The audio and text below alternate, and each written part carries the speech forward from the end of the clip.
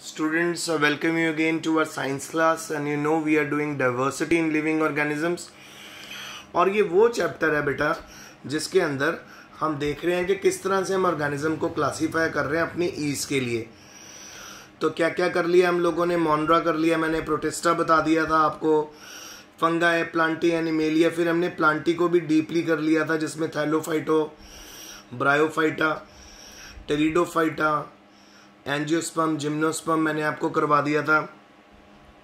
ठीक है, उसके बाद मैंने फिर आपको एनिमल किंगडम शुरू करवाया। एनिमल किंगडम में पोरीफेरा, सिलेंट्रेटा। पोरीफेरा मैंने बताया था कि वो एनिमल्स होते हैं जिनमें ढेर सारे पोर्स होते हैं।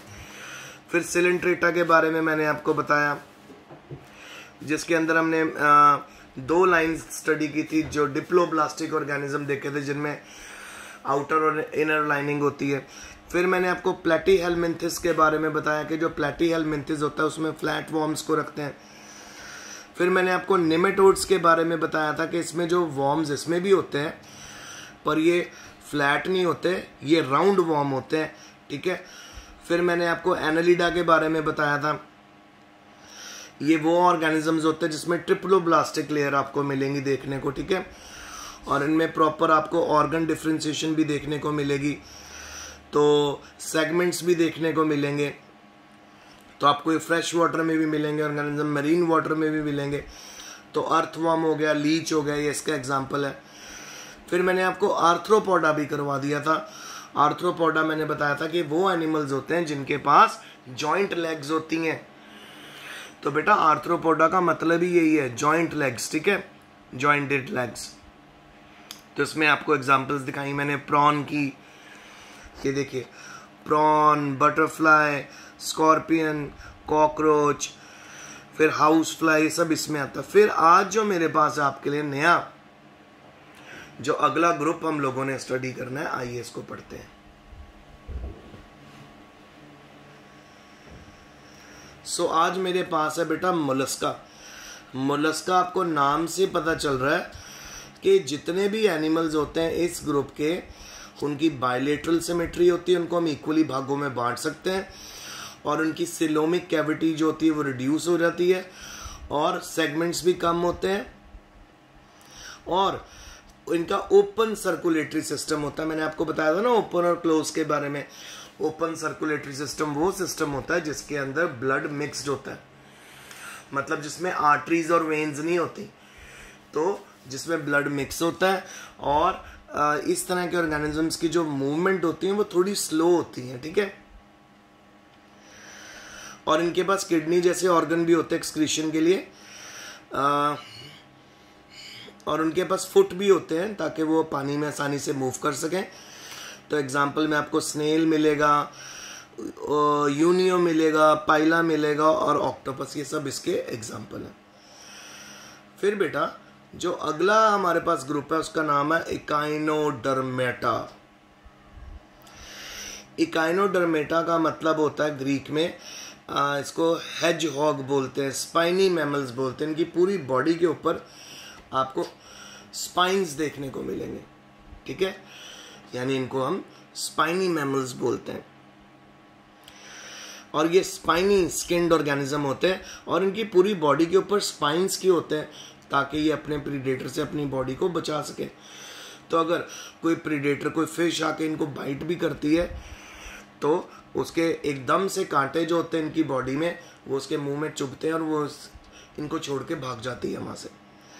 तो एक तरह से ये उनको बचाते हैं। ठीक है, ये भी ट्रिप्लोब्लास्टिक होते हैं, यानी इनमें 3 लेयर होती हैं। सो ट्रिप्लोब्लास्टिक कैसे आप कह सकते हो, आउटर लेयर, मिडल लेयर और इनर लेयर, और इनमें सिलोमिक कैविटी होती है। सिलोम जैसे बेटा tube with in a tube, जैसे हमारे अंदर एक ट्यूब चल रही है ना जो माउथ से शुरू होती है और हमारी रेक्टम और एनस पे खत्म होती है। तो जिन भी ऑर्गेनिजम्स के अंदर ट्यूब्स होती है उनको हम सिलोमिक कैविटी बोलते हैं। ठीक है, इनके पास एक particular water driven tube system भी होता है जिसकी मदद से ये पानी के अंदर मूव करते हैं इधर से उधर। इनकी बॉडी के ऊपर हार्ड कैल्शियम कार्बोनेट का स्ट्रक्चर होता है जो स्केलेटन का काम करता है। अगर आप किसी भी स्टार फिश को देखोगे, आपको समुद्र में मिलेगी, तो स्टार फिश की जो बाहर वाली बॉडी होती है बड़ी हार्ड होती है। तो कई ऑर्गेनिजम्स होते हैं जिनमें एनिमल्स होते हैं जिनमें एंडोस्केलेटन होता है, और कई एनिमल्स होते हैं जिनमें एक्सोस्केलेटन होता है। सो एंडोस्केलेटन मतलब अगर आपका स्केलेटल, आपकी बोन्स आपकी बॉडी के अंदर, उनके ऊपर आपके मसल्स हैं, ठीक है। और अगर मसल्स अंदर हो और बॉडी के ऊपर आपका स्केलेटल सिस्टम हो तो उसको एक्सोस्केलेटन बोलते हैं। तो इन ऑर्गेनिजम्स में यूजुअली एक्सोस्केलेटन होता है, बॉडी के ऊपर स्केलेटल सिस्टम होता है। तो स्टारफिश बाहर से बहुत हार्ड होगी, अंदर से सॉफ्ट होगी। क्यों? क्योंकि उसका जो पूरे का पूरा जो स्केलेटल सिस्टम है, उसका जो बोनी सिस्टम है, वो बॉडी के ऊपर प्रेजेंट है, ठीक है। तो इनकी पूरी बॉडी के ऊपर हार्ड कैल्शियम कार्बोनेट का स्ट्रक्चर होता है जिसको वो स्केलेटन की तरह यूज करते हैं। और इसके एग्जाम्पल आपको दिख रहे हैं सी स्टार और सी अर्चिन। तो देखो बेटा एग्जाम्पल में एक तो हमारा फेदर स्टार आ गया, एक हमारा सी कुकुम्बर आ गया, एक आ गया हमारा सी अर्चिन, और एक सी स्टार तो आपको पता है जिसको हम साइंटिफिक नेम है इसका एस्टेरियास, ठीक है। सो ये मैक्सिमम ऑर्गेनिज्म आपको कहाँ मिलेंगे? समुद्र में। उसके बाद बेटा हम लोग पहुंच गए हैं, अगर मैं आपसे बात करूं तो वो हम पहुंच गए हैं बेटा प्रोटोकॉर्डेटा पे। ये एनिमल जो होते हैं इनमें बायलैटरल सिमेट्री होती है, यानी इनको दो भागों में आप काट सकते हो। ट्रिप्लोब्लास्टिक होते हैं, बॉडी में 3 लेयर होती हैं, और अंदर सिलोम भी होती है। सिलोम का मतलब आपको पता चल गया, ट्यूब। इसके साथ ये एक नया फीचर शो करते हैं बॉडी डिजाइन में, ठीक है, यानी इनके पास नोटोकॉर्ड होती है। बेटा नोटोकॉर्ड के बारे में आपको बताना चाहते हैं, जैसे स्पाइनल कॉर्ड है ना हमारे में, तो नोटोकॉर्ड के अंदर जब एवोल्यूशन होगी, जब वो मॉडिफाई होगी तो वो स्पाइनल कॉर्ड बन गई। तो यानी हमारे अंदर स्पाइनल कॉर्ड है ना, तो मॉडिफाइड है। तो इस तरह से की कॉर्ड भी आपको देखने को मिलेगी इनके अंदर। तो नोटोकॉर्ड क्या होती है? एक लंबी रॉड लाइक सपोर्टिंग स्ट्रक्चर होती है जो इन एनिमल्स की बैक के ऊपर रन करती है। जैसे हमारी बैक में हमारी बैकबोन चल रही है, और नर्वस टिश्यू और हमारे ये क्या क्या क्या करती हैं? बैकबोन में बैक में रन करती है, और ये नर्वस टिश्यू को गट से सेपरेट करती है। अच्छा, अब एक और बात आई, ये प्लेस भी प्रोवाइड करती है मसल्स को अटैच होने के लिए, ताकि मूवमेंट इजी रहे। फिर प्रोटोकॉर्डेट्स में not have a proper notochord present in all stages in their lifes. तो जितने भी प्रोटोकॉर्डेट है, इनकी यंग एजेस में आपको नोटोकॉर्ड इतनी स्टेबल देखने को नहीं मिलेगी, एडवांस देखने को नहीं मिलेगी, but with the passage of time, जैसे जैसे उनकी एज होती है तो नोटोकॉर्ड बनने लग जाती है उनकी बॉडी में।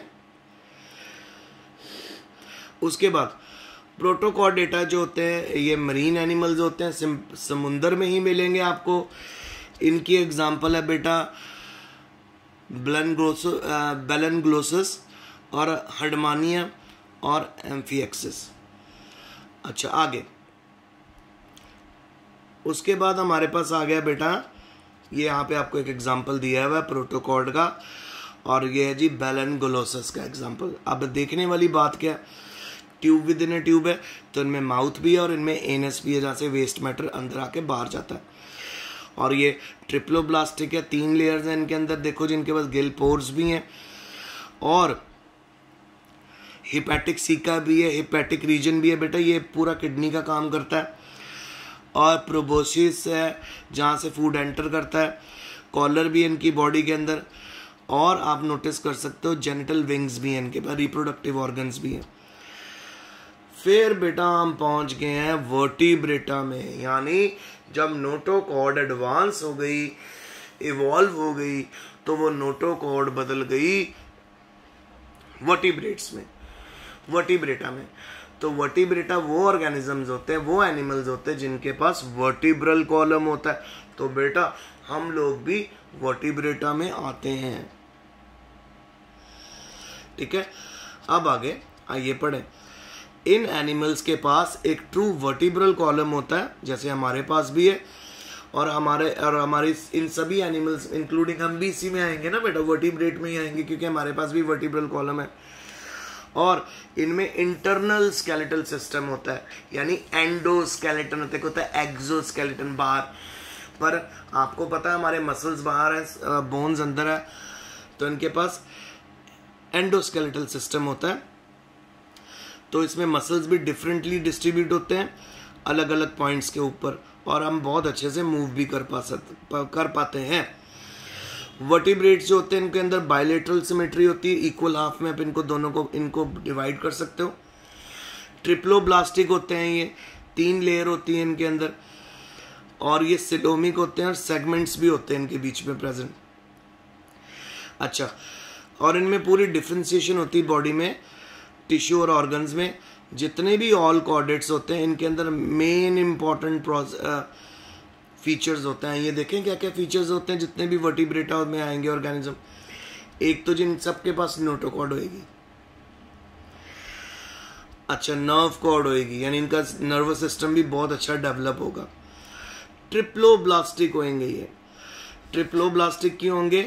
क्योंकि इनके अंदर 3 लेयर होंगी, मिडल, इनर, आउटर, और सिलोम भी होगी, और गिल पाउचेस भी प्रेजेंट होंगी, और सिलोमेट तो मैंने आपको बता दिया, सिलोमेट का मतलब होता है सिलोम इनके पास प्रेजेंट होगी। अब जो वर्टिब्रेटा ना बेटा, वर्टिब्रेटा जो है इसको फर्दर 6 क्लासेस में डिवाइड किया गया है। बहुत बड़ा ग्रुप है ये, बहुत बड़ा, 6 क्लासेस में डिवाइड किया गया। उन्हीं क्लासेस में मैं आपको एक छोटा सा बता देता हूं। ये देखो, मैमेलिया सबसे एंड में रखा क्योंकि हम सबसे एडवांस्ड ऑर्गेनिजम्स एनिमल्स में गिने जाते हैं। मैमेलिया भी आएगी इसमें। तो वर्टिब्रेटा में कौन से ऑर्गेनिज्म आने वाले हैं? जिन ऑर्गेनिजम्स के पास वर्टिब्रल कॉलम है, जिनके पास नर्वस सिस्टम अच्छा है।